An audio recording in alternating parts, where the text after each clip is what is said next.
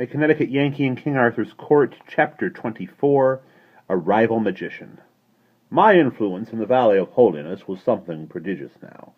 It seemed worthwhile to try to turn it to some valuable account. The thought came to me the next morning, and was suggested by my seeing one of my knights, who was in the soap line, come riding in.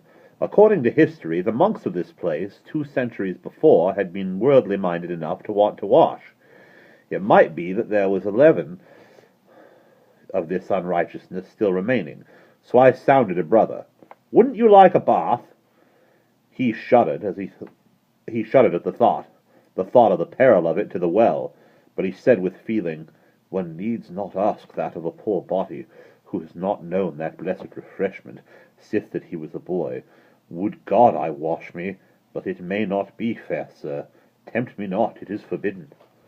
Then he sighed in such a sorrowful way that I was resolved he should have at least one layer of his real estate removed. If it seized up my whole influence and bankrupted the pile, so I went to the abbot and asked for a permit for this brother. He blenched at the idea. I don't mean that you could see him blench, for of course you couldn't see it without you scraped him, and I didn't care enough about it to scrape him, but I knew the blench was there just the same, and within a book cover's thickness of the surface, too. Blended and trembled, he said, "Ah, son, ask aught else thou wilt, and it is thine, and freely granted out of a grateful heart, but this, oh this, would you drive away the blessed water again?" "No, father, I will not drive it away.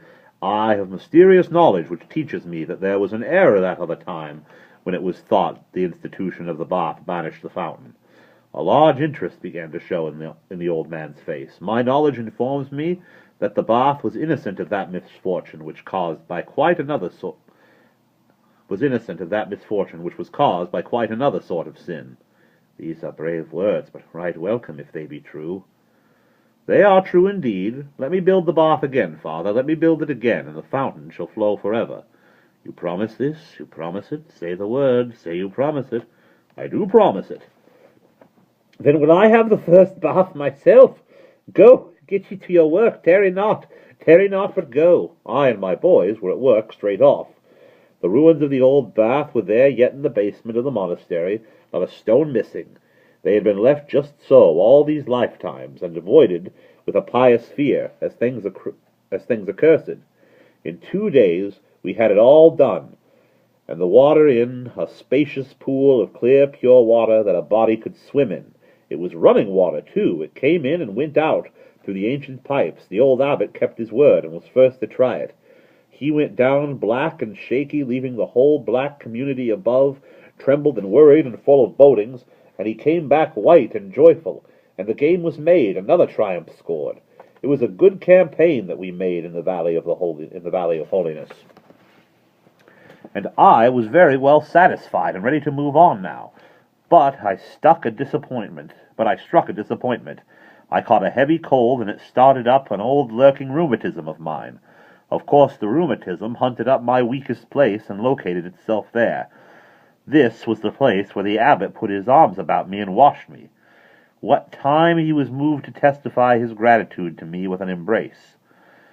When at last I got out, I was a shadow, but everybody was full of attentions and kindness, and these brought cheer back into my life, and were the right medicine to help a convalescent swiftly up toward health and strength again. So I gained fast. Sandy was worn out with nursing, so I made up my mind to turn out and go a cruise alone, leaving her at the nunnery to rest up. My idea was to disguise myself as a free man of peasant degree, and wander through the country a week or 2 on foot. This would give me a chance to eat and lodge with the lowliest and poorest class of free citizens on equal terms. There was no other way to inform myself perfectly of their everyday life and the operation of the laws upon it. If I went among them as a gentleman, there would be restraints and conventionalities, which would shut me out from their private joys and troubles, and I should get no further than the outside shell. One morning I was out on a long walk to get up muscle for my trip, and had climbed the ridge which bordered the northern extremity of the valley, when I came upon an artificial opening in the face of a low precipice, and recognized it by its location as a hermitage which had often been pointed out to me from a distance as the den of a hermit of high renown for dirt and austerity. I knew he had lately been offered a situation in the Great Sahara, where lions and sandfishes made the hermit's life peculiarly attractive and difficult, and had gone to Africa to take possession, so I thought I would look in and see how the atmosphere of this den agreed with its reputation. My surprise was great. The place was newly swept and scoured. Then there was another surprise. Back in the gloom of the cabin I heard the clink of a little bell, and then this exclamation, "Hello, Central! Is this you, Camelot? Behold, thou mayest glad thy heart, in thou hast faith to believe the wonderful when it has cometh, in unexpected guise, and maketh itself manifest in impossible places. Here standeth in the flesh his mightiness the boss, and with thine own ears shall ye hear him speak." Now, what a radical reversal of things was this! What a jumbling together of extravagant incongruities! What a fantastic conjunction of opposites and irreconcilables! The home of the bogus miracle became the home of a real one. The den of a medieval hermit turned into a telephone office. The telephone clerk stepped into the light, and I recognized him as one of my young fellows. I said, "How long has this office been established here, Ulphus?" "But since midnight, fair boss, sir, an it please you. We saw many lights in the valley, and so judged it well to make a station, for that where so many lights be, needs must they indicate a town of goodly size." "Quite right. It isn't a town in the customary sense, but it's a good stand anyway. Do you know where you are?" Of that I have had no time to make inquiry, for when, as my comradeship moved hence by their labors, leaving me in charge, I got me to needed rest, purposing to inquire, when I waked, and report the place's name to Camelot for record. "Well, this is the Valley of Holiness." It didn't take, he didn't start at the name, as I had supposed he would. He merely said, "I will so report it." "Why, the surrounding regions are filled with the noise of late wonders that have happened here. You didn't hear of them?" "Ah, ye will remember, we move by night and avoid speech with all. We learn not but that we get by the telephone from Camelot." "Why, they know all about this thing. Haven't they told you anything about the great miracle of the restoration of the holy fountain?" "Oh, that, indeed, yes, but the name of this valley doth woundedly differ from the name of that one. Indeed, to differ wider were not possible." "What was that name, then?" "The Valley of Hellishness." "That explains it. Confound a telephone anyway. It is the very demon for conveying similarities of sound, that are miracles of divergence from similarity of sense. But no matter, you know the name of the place now. Call up Camelot." He did it, and had Clarence sent for. It was good to hear my boy's voice again. It was like being home, and after some affectionate interchanges and some account of my late illness, I said, "What is new?" "The king and the queen and many of the court do start, even in this hour, to go to your valley to pay pious homage to the waters ye have restored and cleansed themselves of sin, and see the place where the infernal spirit spouted true hell flames to the clouds. And ye listen sharply, you may hear me wink, and hear me likewise smile a smile. Sith 'twas I made the selection of those flames from out of our stock, and sent them by your order. Does the king know the way to this place?" "The king? No, nor any other in his realms, mayhap, but the lads that help you with your miracle will be his guide, and lead the way, and appoint the places for rests at noon and sleeps at night." "This will bring them here, when?" "Mid-afternoon or later, the third day." Excuse me. "Anything else in the way of news?" "The king has begun the raising of a standing army ye suggested of him.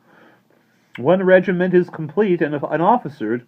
"The mischief! I wanted a main hand in that myself. There is only one body of men in the kingdom that are fitted to officer a regular army." "Yes, and now you will marvel to know there's not so much as one West Pointer in that regiment."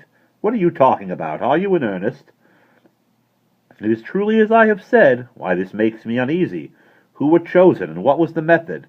Competitive examination? Indeed, I know not of the method, but I know this: these officers be all of noble family, and are born, what is it ye call it, Chuckleheads?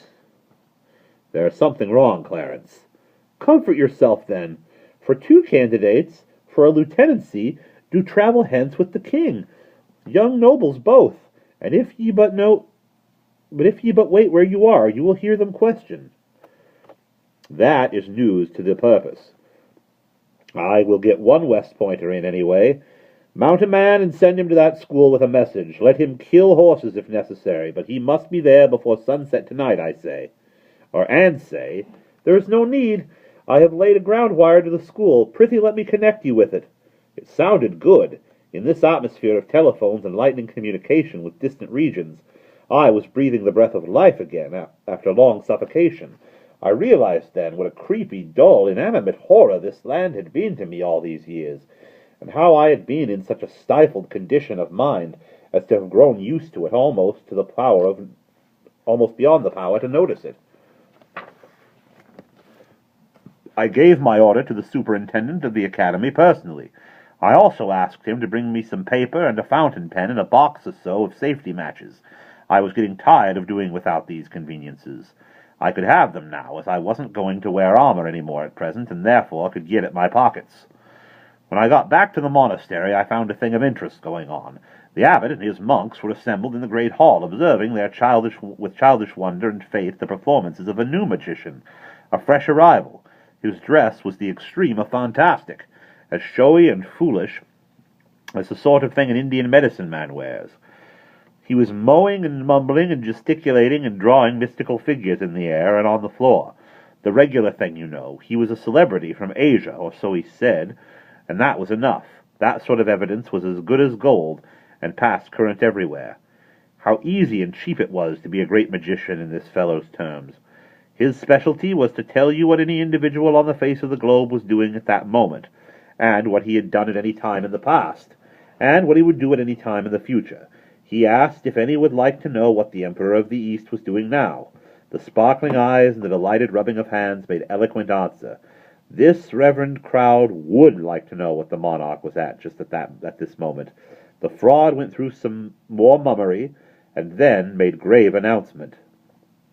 The high and mighty Emperor of the East doth at this moment put money in the palm of a holy begging friar. 1, 2, 3 pieces, and they be all of silver. A buzz of admiring exclamations broke out all around. It is marvelous, wonderful, what study, what labor to have acquired so amazing a power as this. Would they like to know what the Supreme Lord of India was doing? Yes, they told him. He told them what the Supreme Lord of India was doing. Then he told them what the Sultan of Egypt was at. Also what the King of the Remote Seas was about, and so on, with each marvel and astonishment at his accuracy rose higher and higher. They thought he must surely strike an uncertain place sometime, but no, he never had to hesitate. He always knew, and always with unerring precision. I saw that if this thing went on, I should lose my supremacy. This fellow would capture my following. I should be left out in the cold. I must put a cog in his wheel and do it right away. I said, if I might ask, I should greatly like to know what a certain person is doing, and we will pause there.